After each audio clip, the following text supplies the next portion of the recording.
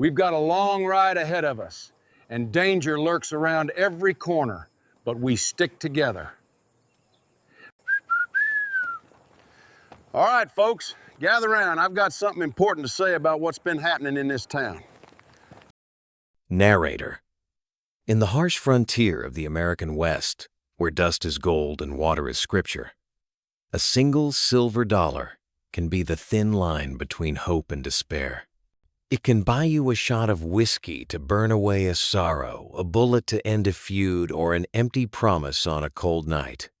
But have you ever heard the story of a dollar that not only bought land, but also bought a secret sealed in silence for 15 years, a secret that people would rather let the land rot than touch, and a secret that powerful people would kill to bury forever? This is not a tall tale. This is the story of Silas Kane and the day when the last dollar in his pocket bought him a death sentence, or a chance at salvation. Imagine you were him, if only for a moment. You were Silas Kane. You stood in the unforgiving Arizona sun, a ghost of the man you once were. 6 months ago, your name carried weight. Your SK Bar Ranch was the envy of the county. Your Herefords were fat and healthy. You had land, you had a future, you had respect. But the West had a cruel way of reminding men of their place. An early blizzard, a white fury from God, had struck as you drove your herd over the pass. It had taken more than just your cattle. It had taken your soul. The ranch had been foreclosed on by the bank. Saddle rifle, everything. Now, all that stood between you and becoming a nameless vagabond was your faithful old horse, Ghost, the ragged clothes on your back, and a single silver dollar. It feels cold and heavy in your pocket, not because of the weight of the metal, but because of the weight of everything it represents, the end of a dream.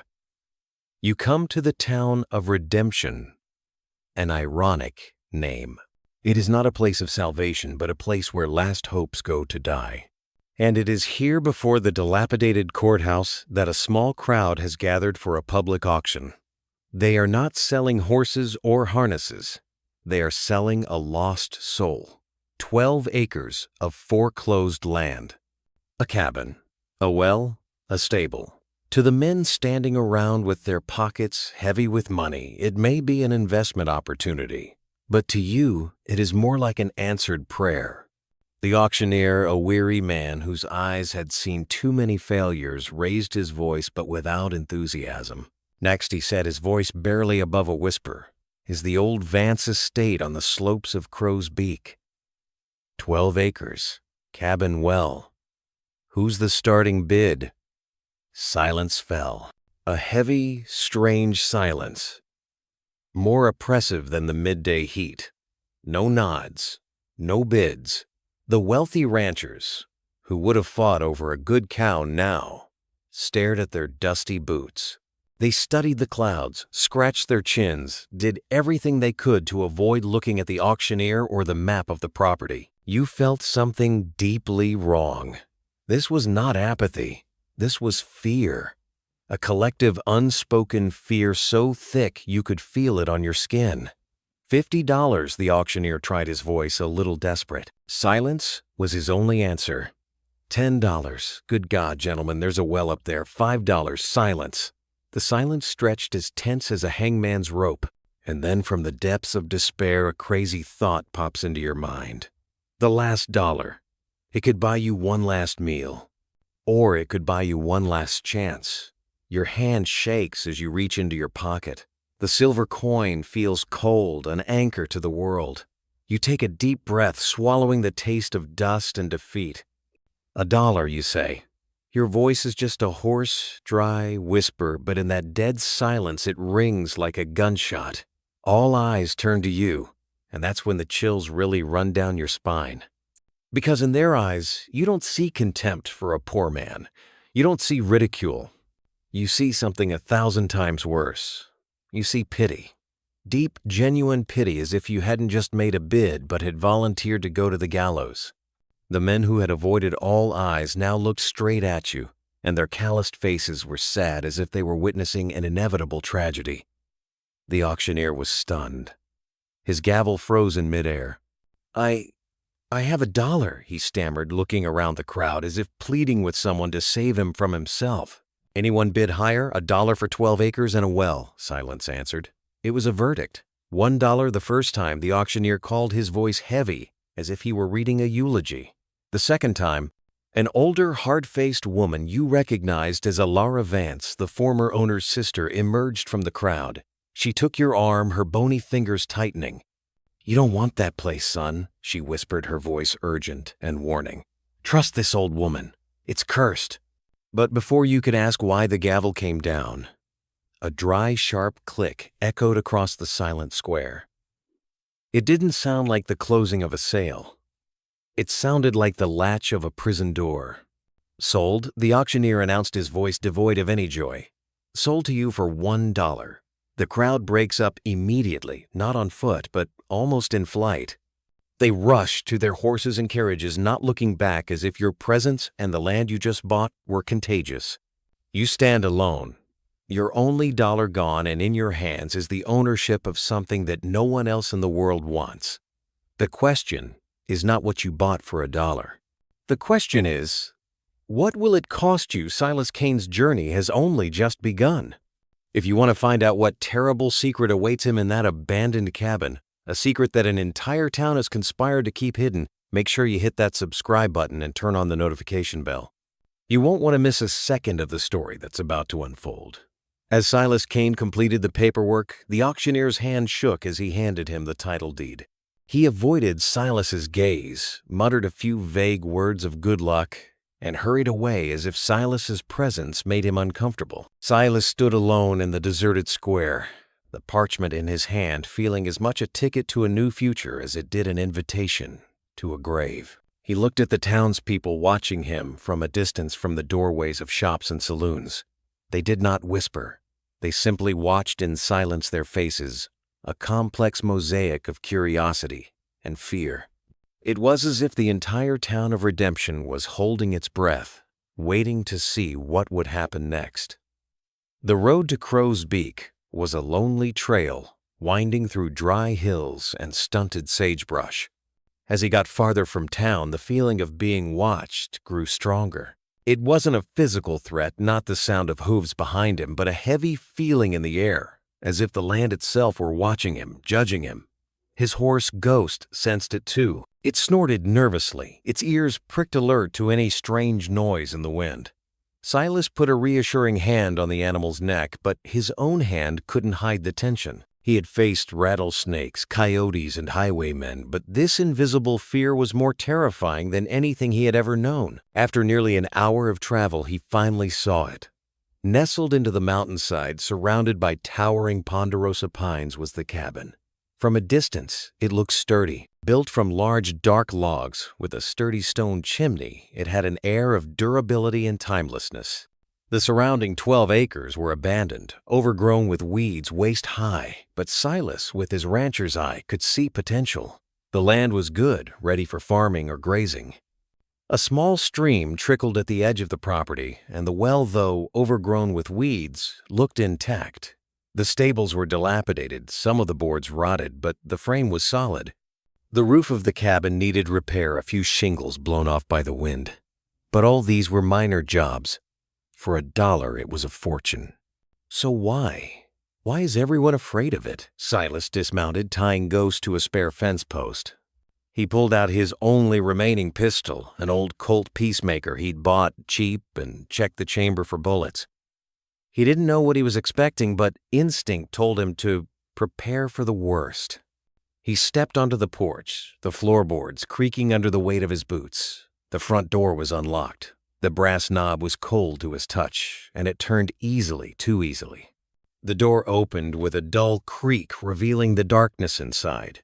A rush of stale, stagnant air filled the air, carrying the smell of dust and rotting wood, and something else, something faint, almost indiscernible, the smell of oblivion. He stepped inside, his eyes adjusting to the dim light filtering through the cracks in the closed windows and the thick layers of dirt on the glass. The cabin had only one room, but it was larger than he had expected. The floor was made of wide wooden planks covered in a thick layer of dust, but still sturdy. To the left was a simple bed, the wooden frame remaining the straw mattress long gone to the rats.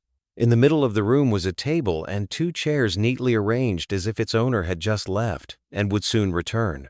To the right was a massive stone fireplace that took up most of the wall. The ashes in the hearth had long since cooled. Everything was covered in dust and cobwebs, but there was a strange orderliness, a ghostly order to the abandonment. It didn't look like a place that had been abandoned in a hurry. It looked like a place frozen in time. Silas circled the room, his boots the only squeak that broke the stifling silence. He ran his fingers over the dusty tabletop, leaving a clean trail. He looked at the chair pushed neatly in. Who would do that before leaving and never coming back? He looked up at the fireplace. There was a rectangle on the wooden wall, where the dust was noticeably thinner than the surrounding area. A cleaner place. Clearly something had hung there, a painting, a mirror, maybe a gun rack, and it had been taken down. But not long ago, the thin layer of dust suggested it had been taken down only recently. It made him shiver. Who had been here? But then his eyes fell on the floor in the center of the room. There was something unusual. While most of the floorboards ran parallel to the walls, there was one area, a nearly perfect square, about 4 feet wide, where the planks were aligned in a different direction.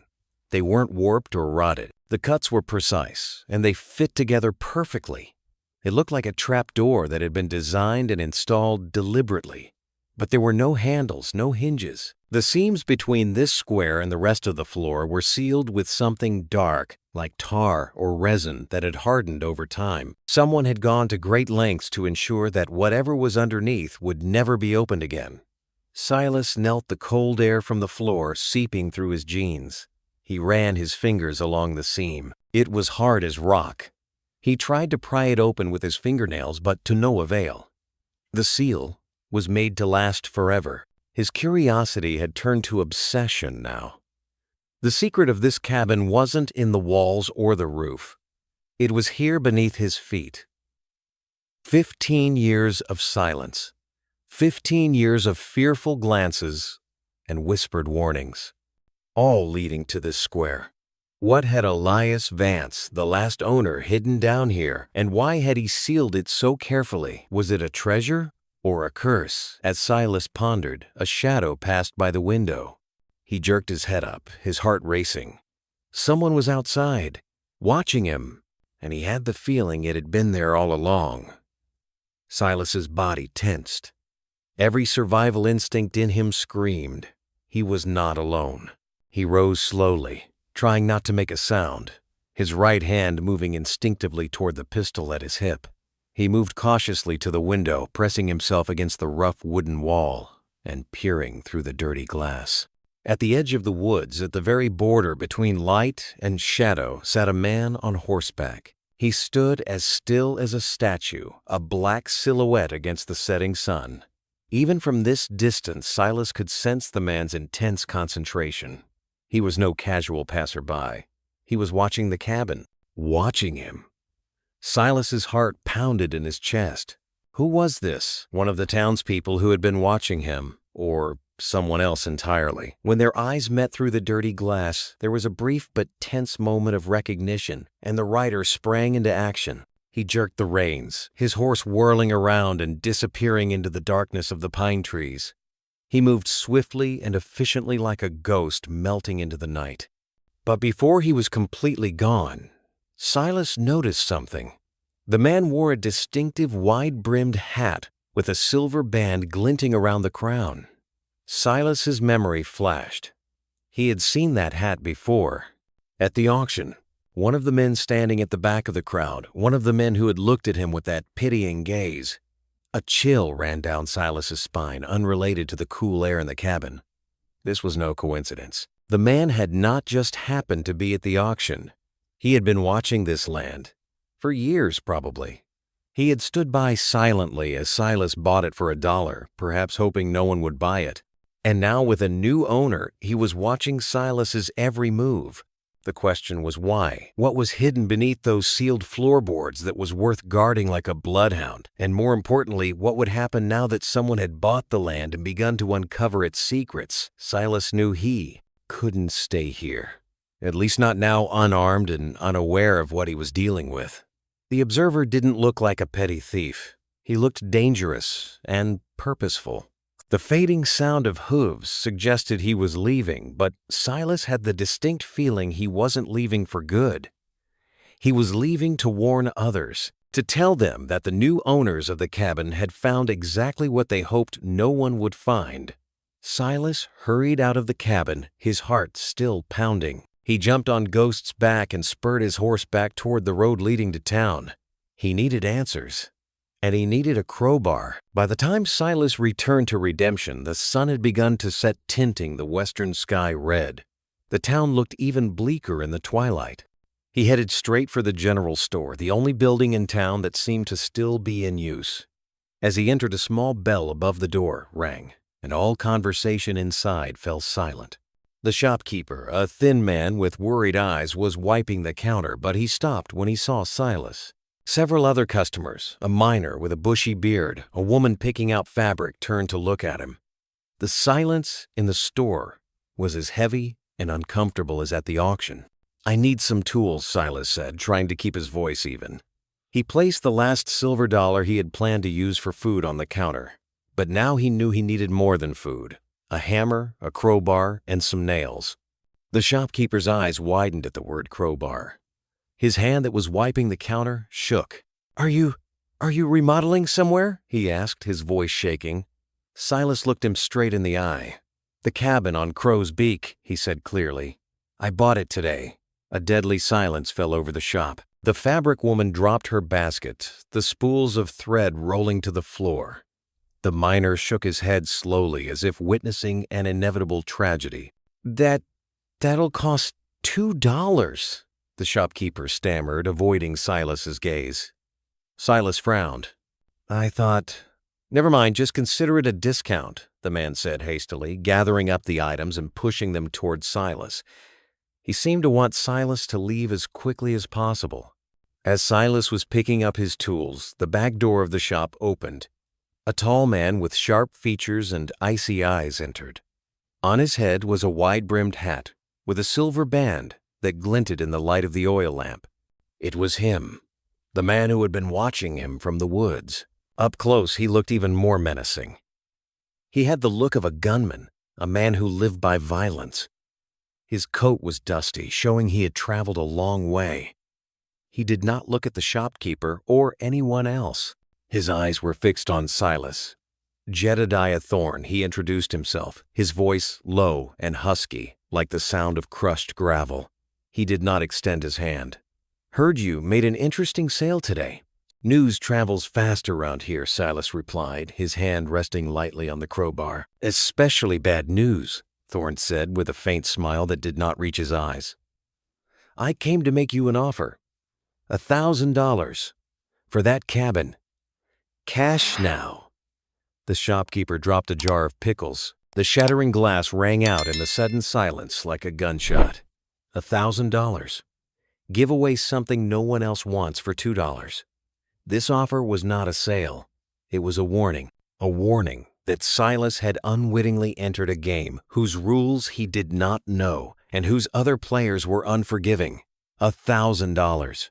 The figure hung in the stifling air of the general store, shimmering with temptation and danger. To Silas Kane, who had lost everything, it was an unimaginable sum. It could buy him a new herd of cattle, a fresh start, a way out of the mire of despair. All he had to do was give up a plot of land he had bought for $1. It was a deal any rational man would have accepted without hesitation. But Silas was not the man he had been 6 months ago. Loss had sharpened his senses, taught him to look beyond the surface. And in Jedediah Thorne's offer, he saw not generosity, he saw desperation. "That's a pretty good profit," Silas said carefully, his voice even masking the turmoil in his mind. He kept his eyes on Thorne, trying to read the man. "Why would you pay so much for something no one else wants?" Thorne shrugged, a seemingly nonchalant gesture that did nothing to disguise the tension in his shoulders. "Let's just say I have some emotional attachment to the place." "So emotional that I'd watch it from the woods," Silas retorted. The atmosphere in the shop turned cold. Thorne's faint smile disappeared. His right hand moved slowly closer to the pistol at his hip. "I've had my eye on that property for a long time," he said, his voice now devoid of false friendliness, "to make sure no one disturbs what should rest. But now that someone has rightfully claimed it..." He pulled out a heavy leather bag and set it on the counter. The metal clanged seductively. $1,000. "My final offer. Take the money, mount your horse, and leave this town. Never come back." Silas looked around the store. Every face reflected the same message: take your money and leave. The shopkeeper was trying to make himself invisible behind the counter. The woman who had dropped her shopping cart was clutching her shawl, her eyes wide with fear. They were not just curious bystanders.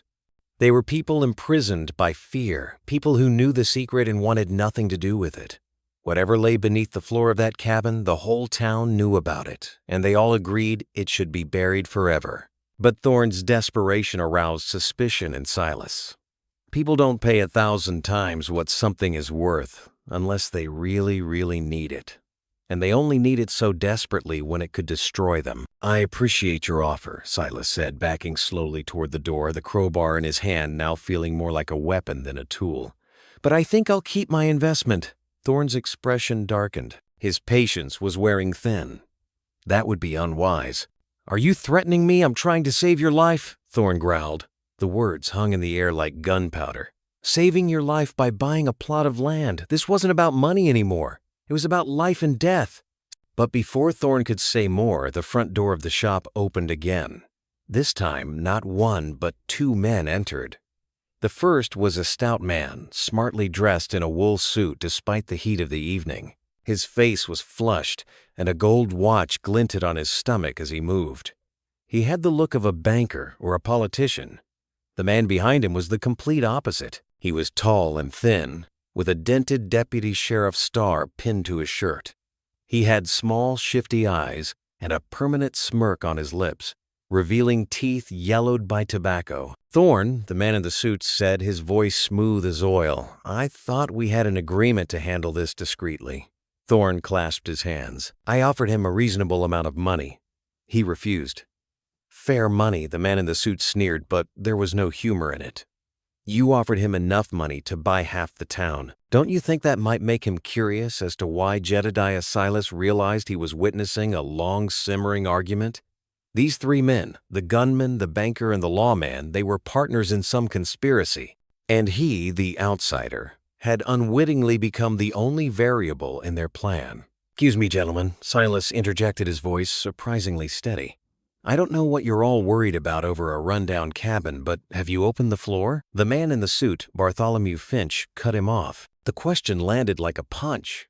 Everyone in the store held their breath.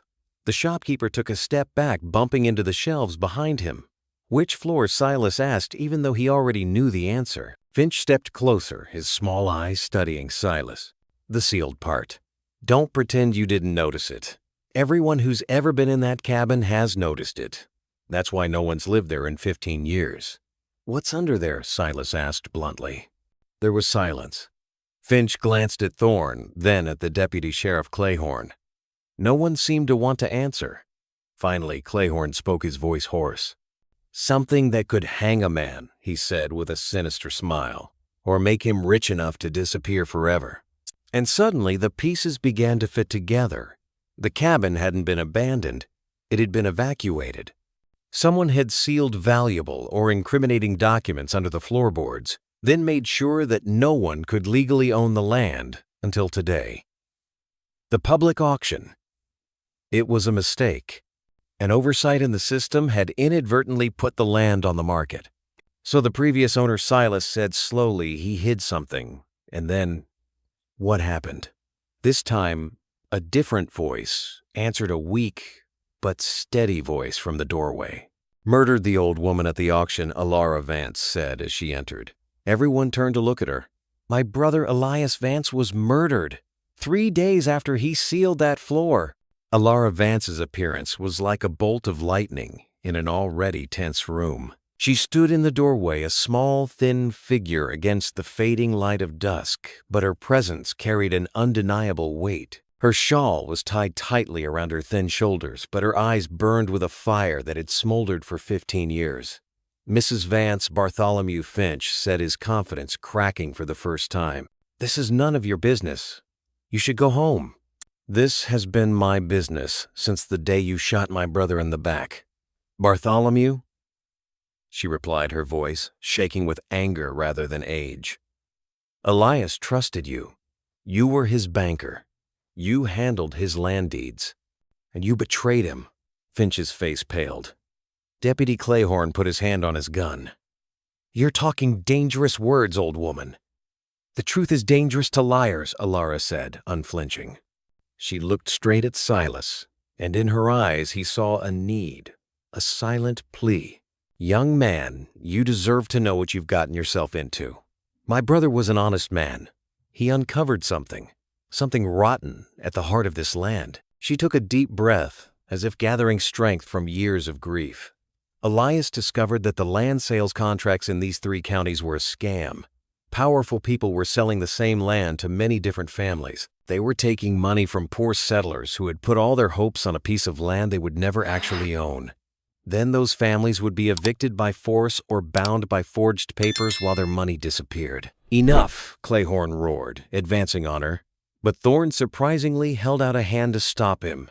There was something in the gunman's eyes, a flicker of hesitation, perhaps a grudging respect for the older woman's courage. Alara continued, speaking more quickly, the words pouring out in a flood that had been pent up for too long. "Elias has the evidence. Names, dates, forged deeds with forged signatures. He has records of every fraudulent transaction. He will expose the whole operation. He will bring you all to justice. But you got there first." The store fell silent. Silas could hear his heart pounding in his ears. He had not just bought a cabin. He had bought a vault containing evidence of a vast fraud, evidence that powerful people had killed to protect. "Now you understand," Thorne said, his voice low. "Why I offered you $1,000 to leave." But before Silas could reply, Clayhorn's hand moved toward his gun. "Too bad he knows too much now," the deputy said, a wicked smile on his face. "We can't let him leave." Clayhorn's words hung in the air, cold and deadly. He was going to kill Silas right here in the middle of the store, in front of the terrified witnesses. But before he could draw his gun, Alara Vance stepped between him and Silas. "You'll have to shoot me first, Clay," she said calmly, her voice unwavering. "And I don't think you're ready to kill an old woman in front of a store full of witnesses." Clayhorn's hand froze on the butt of his gun. He glanced at Finch for direction, but the banker was staring at Silas with calculating eyes. Finch was not a brute like Clayhorn. He was a cunning fox, and his brain was working overtime. "There might be another way," Finch said, slowly rubbing his chin. What if Mr. Kane here were our partner instead of our problem?" Thorne snorted. "Are you kidding, Finch? After all this?" "Think about it," Finch said, his voice growing persuasive. "He owns the land legally. He can take those documents without breaking any laws. We're no longer trespassers. We split whatever Elias Vance hid down there, and everyone walks away rich. Problem solved." Silas felt the weight of every gaze in the room. Finch's offer was insidious. It turned him from a threat to a tool. "What makes you think there's money down there?" Silas asked. "Mrs. Vance said it was evidence of fraud." Finch smiled, a smug, businesslike smile. "Elias Vance doesn't just collect evidence, young man. He collects payments from the people he intends to expose. Some might call it blackmail. Others might call it justice. Either way, he amassed a considerable fortune before someone decided to silence him for good." "How much money are we talking about?" Thorne asked, greed clear in his eyes. "Enough to buy this territory," Clayhorn replied, licking his lips. "Maybe more." Silas's mind raced. The sealed floor held more than evidence. It held the profits of years of blackmail. Money Elias Vance had extorted from corrupt land swindlers before they killed him. A hoard built on greed and protected by blood. "What's to stop you from shooting me the moment I turn over whatever's down there?" Silas asked, looking directly at Finch. "Because we need you alive," Finch replied. You're the only one with legal claim to that property. Without you, we're just grave robbers. To you, we're business partners." Alara shook her head. "Don't believe them, son. They killed Elias. They'll kill you." "We didn't kill Elias," Vance Finch said firmly. "But we know who did." The revelation hit like a bucket of cold water. There was someone else involved. Someone more dangerous than the men in this room. Someone who had committed murder and would not hesitate to do it again. "Who killed my brother Alara?" asked her voice tight. The three men exchanged worried glances. None of them wanted to answer. Finally, Thorne spoke. Someone powerful enough to make this town forget it ever happened. Someone who has watched that cabin for 15 years, waiting for someone foolish enough to buy it. Someone who probably knows about your purchase. Thorne's words hung in the air, carrying the weight of dark prophecy. Someone may already know about your trade, which meant Silas's time was running out. Whoever was the real mastermind, the one who had ordered Elias Vance's murder, would strike soon, and Silas, the new owner of the secret, was next. The tension in the general store was thick enough to cut with a knife. Silas felt like a cornered animal surrounded by predators on all sides. On one side was this greedy and dangerous trio, Finchthorn and Clayhorn, who wanted to make him their tool. On the other was an invisible killer, a powerful specter that had haunted this town for 15 years. "So, what is your decision?" Mr. Kane Finch asked, breaking the silence. "Join us and live in luxury, or try to solve this alone and end up like Elias Vance?" The offer was stark, wealth or death. But before Silas could answer, a new voice, calm and authoritative, rang out from the doorway. "I fear none of you will live to make that decision." Everyone turned. Standing there, his shadow stretching into the shop, was a man Silas did not expect. He was tall and thin, with carefully combed silver hair and an expensive black suit. He carried no visible weapon, but his stance commanded an authority more formidable than any pistol. It was Judge Alistair Blackwood, the most powerful man in redemption, the man in whose hands law and justice rested.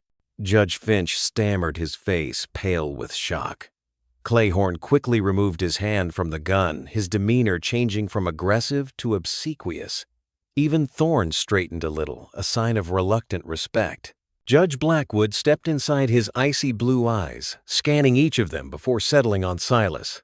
"Good evening, gentlemen," he said, his voice eerily calm. "And Mrs. Vance, it's a shame you're being dragged into this." Alistair Alara said, her voice trembling. "You knew. You've known all these years who killed Elias." Judge Blackwood looked at her, and for a fleeting moment Silas saw a trace of sadness in his eyes. "Knowing and being able to prove are two different things, Alara. Sometimes justice takes circuitous routes." He turned back to look at Finch and Clayhorn with undisguised disgust. "And sometimes it's about wading through the mud of greed and ignorance. I've heard enough. You intended to threaten this man and rob him of his property. Deputy Chief Clayhorn, you're suspended. Mr. Finch, I'll have your entire bank books audited tomorrow morning." Finch and Clayhorn were both stunned. The judge's power was absolute. With a few words, he had destroyed them. But then Judge Blackwood turned to Silas, and his tone changed. It was no longer that of a law enforcement officer, but that of a chess player making a decisive move. "Mr. Kane," he said, "you have put yourself in a very dangerous position, but you have also given yourself a unique opportunity. These men," he jerked his chin toward Finch and Thorne, "are mere pawns. They only see money. But what is hidden in that cabin is worth far more than gold." "It is evidence," Silas said, his mind starting to work again. Judge Blackwood nodded. "Evidence, yes. Evidence of a plot that has not only poisoned this little town, but has reached all the way to the capital of the territory." The revelation stunned everyone. This is not just a local land scam. It is much bigger than that. Governor Sterling, the judge, said the name rolling off his lips like a curse is the spider at the center of this web. He used his position to steal federal land grants, sell non-existent land to desperate migrants, and pocket hundreds of thousands of dollars. Finch and his ilk were just middlemen taking a small cut of the profits. Elias Vance found out. He didn't just have evidence against the small fry here. He had evidence against the governor himself. So, who killed him? Silas asked the most pressing question still unanswered. Judge Blackwood sighed the weary sound of a man who had carried this burden for too long. Governor Sterling. He gave the order, and the man who carried out the order was someone Elias never suspected. Someone who could get close to him without raising any alarm. The judge's eyes looked far away, as if looking at a painful memory, but he did not say the name. Instead, he focused back on Silas. Mr. Kane, Governor Sterling knows about you now. The auction is public record. His spies are everywhere. He will send people here, not to negotiate, not to make an offer, but to silence you and retrieve the evidence. They could be on their way here right now. So what do we do? Silas asked. He felt himself being swept into a storm he could not control. Finch scoffed. You can't be serious, Judge. This is his problem.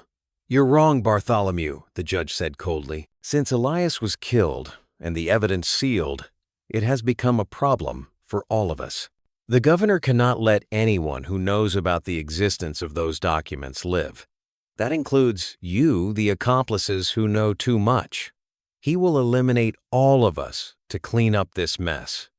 The judge's words fell like a death sentence on everyone in the room. They were no longer opponents. They were comrades in arms, and that ship was sinking. Here's my plan, Judge Blackwood said, taking command. We won't wait for them to get here. We'll go to the cabin. All of us. Together. Mr. Kane will open the floor since he's the rightful owner. We'll get the evidence, and then we'll use it not to get rich, but to overthrow Governor Sterling and bring him to justice. It was a crazy, audacious plan, an unlikely alliance between a broke rancher, a brave old woman, a greedy banker, a pragmatic gunman, a corrupt deputy sheriff, and a mysterious judge. They didn't trust each other. They hated each other, but they had a common enemy, and their survival depended on working together. Why should I trust you? Silas asked the judge. You could just be using me to get evidence for yourself. Judge Blackwood looked straight into Silas's eyes, and this time, Silas saw something other than power and calculation. He saw a deep weariness. Because, Mr. Kane, I have lived in the shadow of this lie for 15 years. Elias Vance was my friend, and I failed to protect him. This is my chance to right that wrong. This is my chance for true justice to be served. Night had fallen completely outside the general store, and the town of Redemption was enveloped in a heavy, ominous silence. Inside, by the flickering light of oil lamps, a strange and dangerous alliance had been formed. Silas Kane, a man who had started the day with $1 and nothing to lose, was now at the center of a conspiracy that could reshape the entire territory. He looked around the room, assessing his unlikely companions. Elara Vance, with her steadfastness tempered by pain, was their moral compass.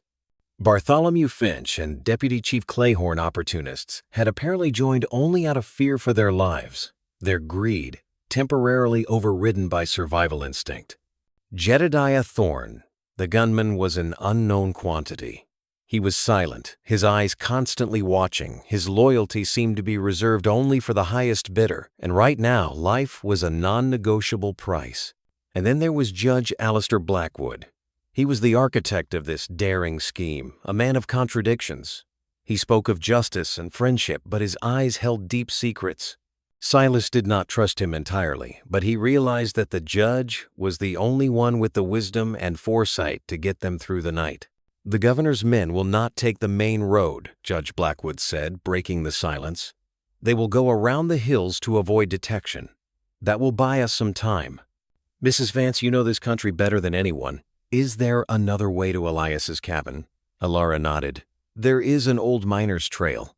It is dangerous and difficult in the dark, but it will take us to the backside of Crow's Beak through the canyon.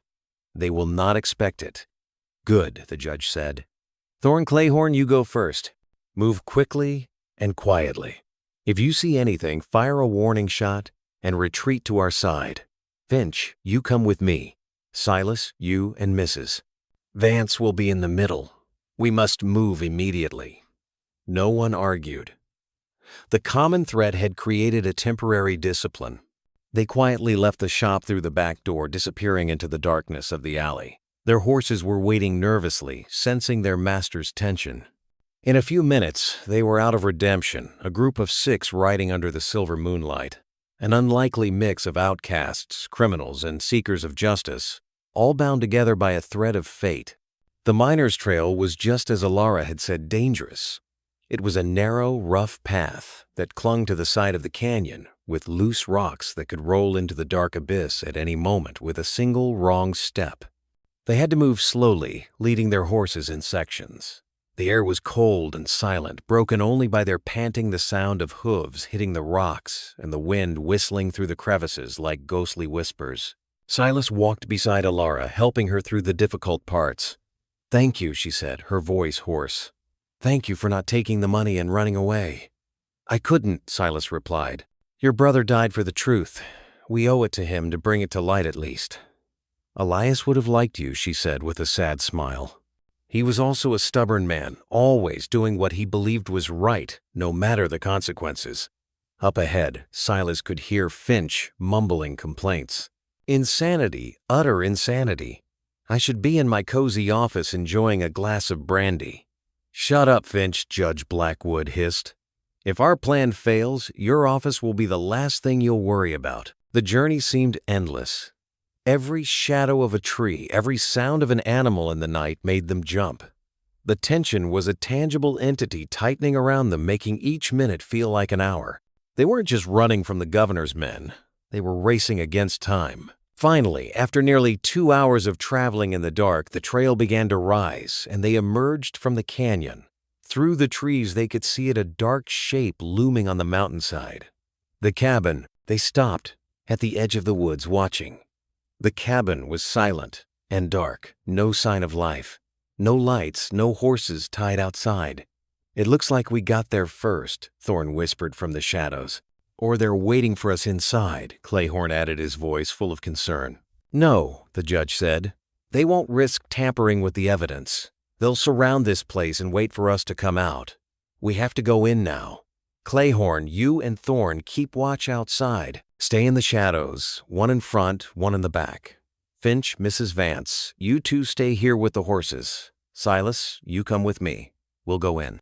Silas and Judge Blackwood moved quickly and silently across the clearing, like 2 ghosts in the moonlight. As they approached the porch, Silas felt a strange sense of returning to a familiar but dangerous place. The door was unlocked as he had left it. They stepped inside, and the silence of the cabin greeted them. The judge pulled out a match and lit a small oil lamp he had brought with him. Warm yellow light filled the room, clearing the darkness and revealing the familiar scene: the table, 2 chairs, the cold fireplace, and the unusual square on the floor. "Here it is," Silas said, pointing. Judge Blackwood knelt down, examining the sealed seams. He nodded. "Elias is a careful man. He wanted to make sure that only someone with the tools and determination could open it." He looked at Silas. "Where's your crowbar?" Silas handed him. The crowbar he had bought, a mundane item that was now the key to the whole plot. "Let's get started," the judge said, his voice urgent. "We don't have much time." Silas nodded. He plunged the point of the crowbar into one of the seams and used all his strength to pry it up. A crack rang out in the silence, and a small piece of the rock-hard seal broke free. 15 years of silence. 15 years of buried secrets. Almost over. As Silas worked prying away, the judge stood guard by the window. The pistol Silas didn't know he had now in his hand, ready for whatever was coming. Outside, the night was still quiet, but it was a deceptive silence, the calm before the storm. They know that the enemy is out there getting closer, and the race to expose the truth has entered its final, most dangerous phase. The clang of metal against wood and the hardening of sealant echoed through the small cabin, each sound amplified by the tense silence of the night. Silas worked with intense concentration, sweat dripping from his forehead despite the cool night air. The crowbar in his hand felt as much a tool of liberation as it did an instrument of destruction. Each time he pried a sliver of the black seal, would chip away, revealing the raw wood beneath, like peeling back the skin of an old wound. Judge Blackwood stood motionless by the window, his pistol aimed out into the darkness, his eyes scanning the forest. He was a silent sentinel, his calm both reassuring and unsettling. "Faster, Silas," the judge urged, his voice low and urgent. "I have a bad feeling." Silas did not need to be reminded. He felt it too, a heaviness in the air, the feeling of time slipping through his fingers like sand. He gathered all his strength, throwing his weight into the crowbar. With a loud crack, a corner of the first panel finally gave way. The smell of decades of stagnant air, damp earth, and old wood wafted from the opening. It was the breath of the past released after 15 years of imprisonment. Encouraged, Silas worked faster. He pried open the first panel, then the second. They were expertly crafted, fitted together with grooves and mortise, and tenon a testament to Elias Vance's care. Finally, after several minutes of labor, the entire square of wood was removed, revealing a hollow chamber beneath. It was not deep, only about 2 feet, and was lined with cedar planks to keep out moisture. Inside, neatly arranged, were 2 objects. One was a sturdy iron box, the kind banks used to store valuables. It was not large, but it seemed heavy. The other was a leather briefcase, surprisingly well preserved, the leather still soft to the touch. Silas and the judge looked at each other. This was it, the legacy of Elias Vance, the reason for all that fear, greed, and death. With slightly shaking hands, Silas bent down and lifted both objects from the chamber. He placed them on the dusty table in the middle of the room. The iron box made a dull click as it met the wood. "Open it," the judge ordered. The safe was unlocked. Silas flipped the latch and opened the lid. Even in the dim light of the oil lamp, the contents glittered. Gold. Not notes, but gold coins. Double eagles, eagles stacked neatly. A fortune. This was the blackmail money Finch had spoken of, the money Elias had extracted from the corrupt. "There's at least $50,000 in here," the judge said, his voice devoid of surprise. "Elias told me he had enough to start a new life somewhere far away." But then he pointed to the leather case. "But that's not the most important thing. The thing that could really change everything is in there."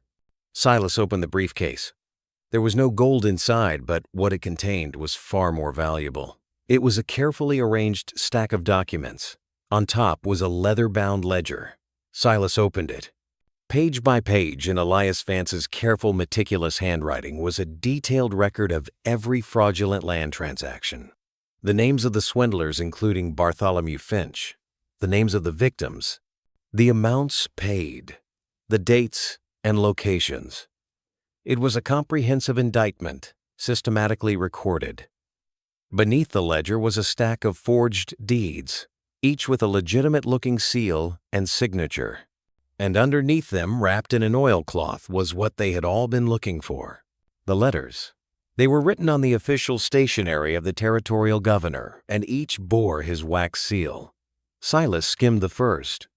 It was an order written in a cool, professional tone, directing one of the local officials to facilitate a sensitive land sale.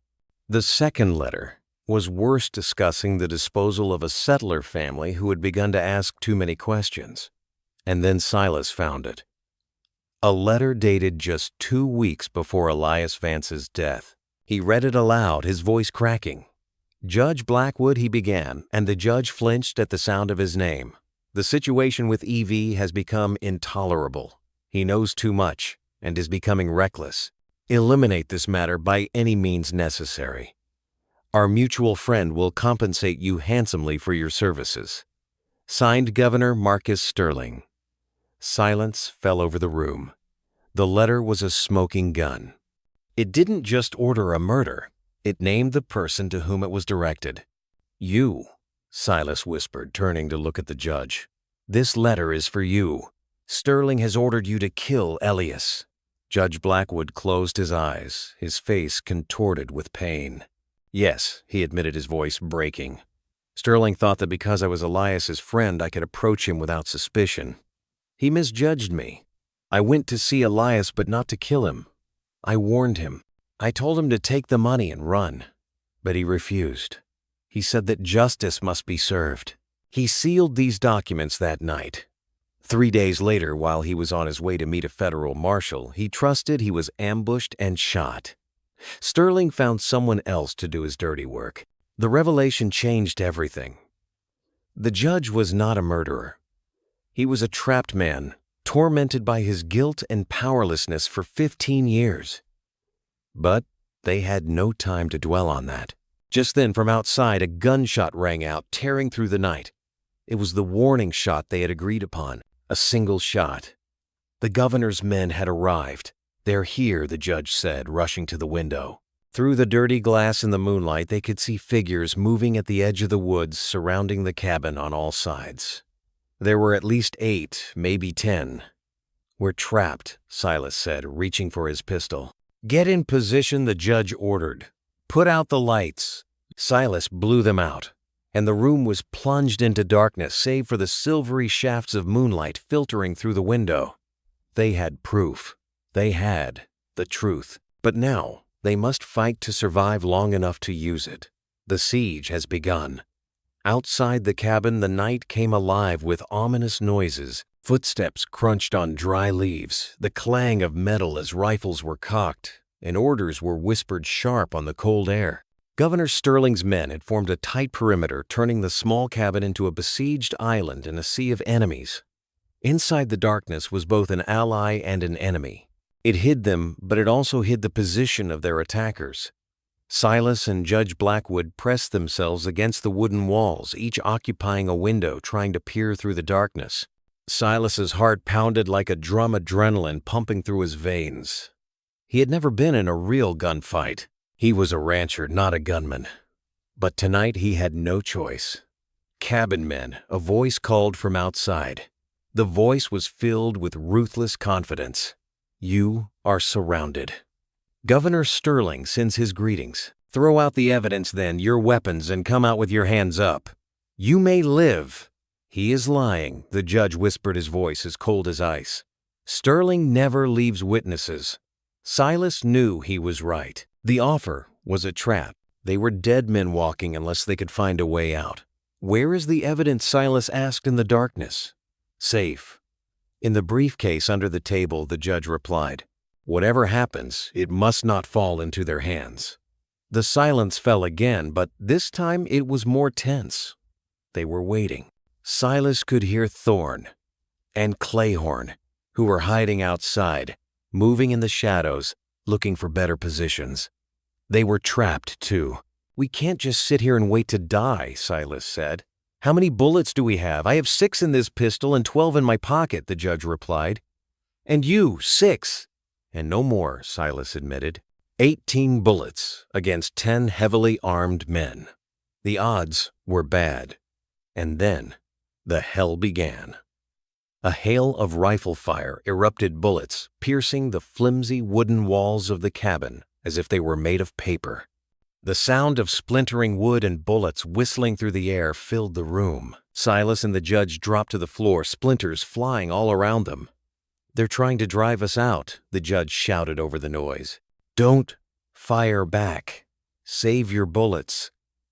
Outside, Thorne and Clayhorn returned fire from their hiding spots, trying to hold off the attackers. The sound of gunfire echoed across the mountainside. Finch and Alara, waiting with the horses in the woods, had certainly heard it. Silas hoped they'd be smart enough to stay put. The onslaught lasted a minute or so, then stopped as suddenly as it had begun. The silence returned heavy with the smell of gunpowder.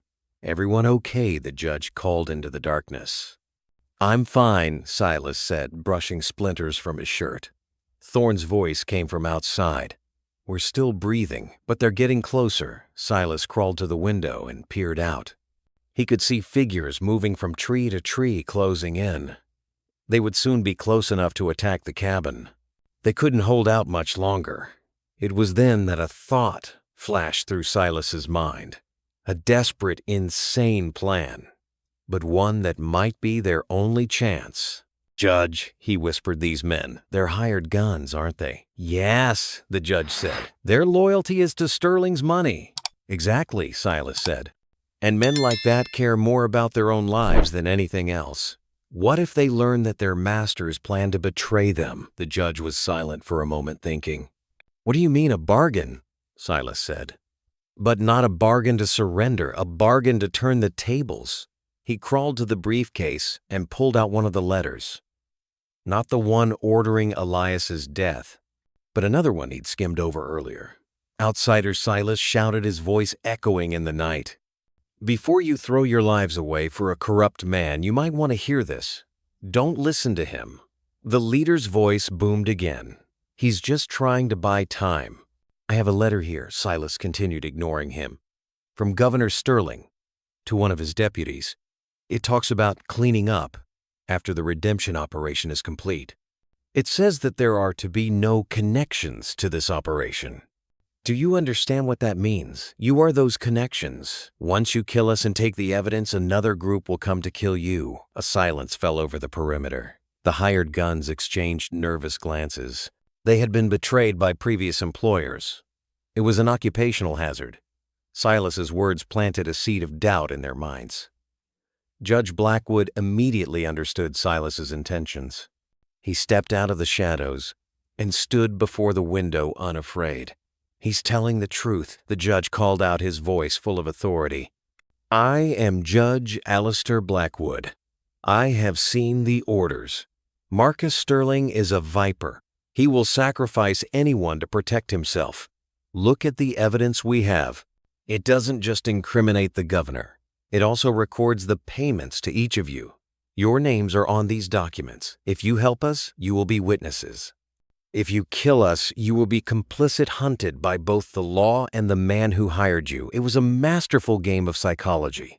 Silas and the judge had given the gunman a choice: loyalty to a treacherous boss, which would almost certainly result in death, or betray that boss and a chance of survival, perhaps even immunity. The leader of the gunmen realized he was losing control. "Fire," he roared. But this time no one obeyed. His men hesitated, their rifles lowered. Doubt had turned to defiance. "We want proof," another gunman shouted. "Show us our names." Seeing his chance, the leader turned his gun on the speaker. "Anyone who disobeys." But he was too late. From the darkness, a shot rang out. Not from the cabin. From the side. Jedediah Thorne seized the moment. The leader collapsed to the ground. The siege was broken from within. "We surrender," one of the gunmen shouted, throwing his weapon to the ground. The others quickly followed suit. Silas's gamble had paid off. They had not won with bullets. They had won with truth. As the remaining gunmen emerged from the shadows with their arms raised, Silas and the judge emerged from the cabin, their briefcases clutched tightly in their hands. They had survived the night. And now, with a new reluctant army, the real fight for justice had only just begun. The eastern sky was beginning to lighten, chasing away the darkness of a long, bloody night. The pale gray light of dawn illuminated the strange scene outside the cabin. The 8 hired guns who had come here to kill and destroy evidence now stood as prisoners, disarmed and guarded by Jedediah Thorne and a grim-looking Deputy Sheriff Clayhorn. The siege had ended not with a bloody battle, but with the force of truth and survival instinct. Judge Blackwood, his dignity restored, was speaking to the men.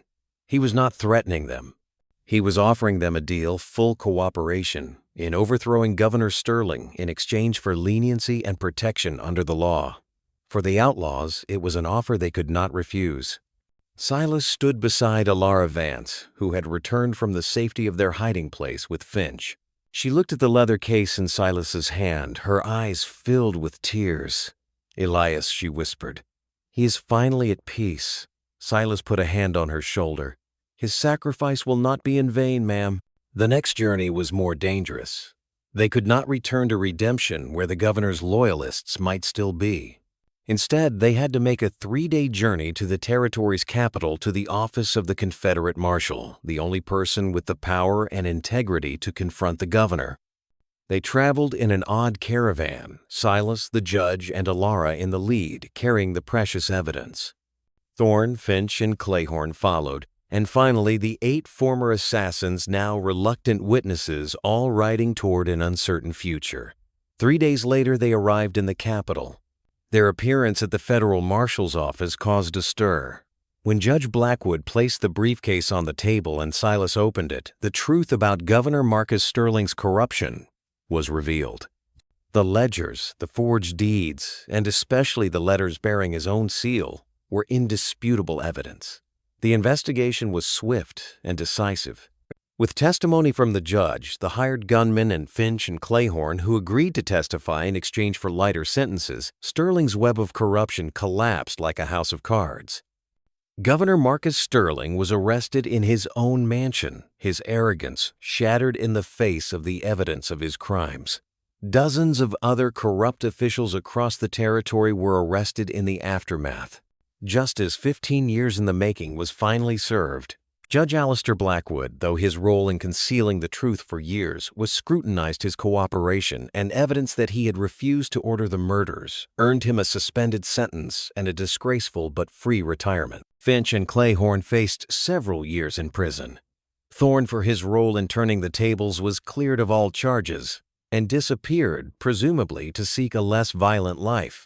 Elara Vance, with the gold found in the safe, which the authorities determined was Elias's property, returned to redemption. She used the money to set up a fund to help families who had been defrauded by Sterling, turning her family's tragedy into hope for many others.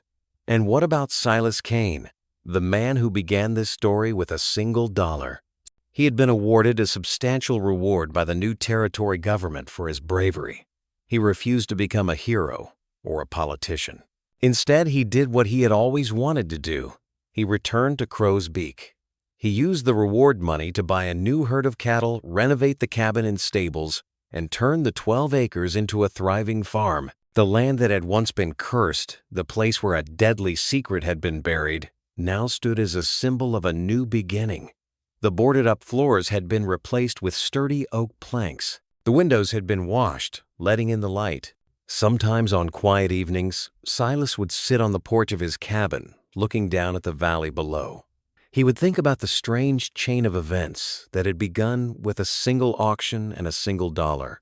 He had bought a piece of land, but he had gotten more than that. He had found justice for a dead man, hope for hundreds of families, and redemption for himself. That last dollar had bought him more than land. It had bought him purpose. It had shown him what he could become in the face of adversity. He was no longer Silas Kane, the failed rancher. He was Silas Kane, the rancher, the man who had helped overthrow a tyrant and restore integrity to the land. And that legacy, he knew, was worth more than all the gold in the world. Thank you for joining us on this incredible journey through the Wild West of America. If you enjoyed this story of courage, corruption, and justice, please hit the like button and subscribe to our channel for more great stories from the Wild West. Your support means everything to us and helps us bring these compelling stories every week.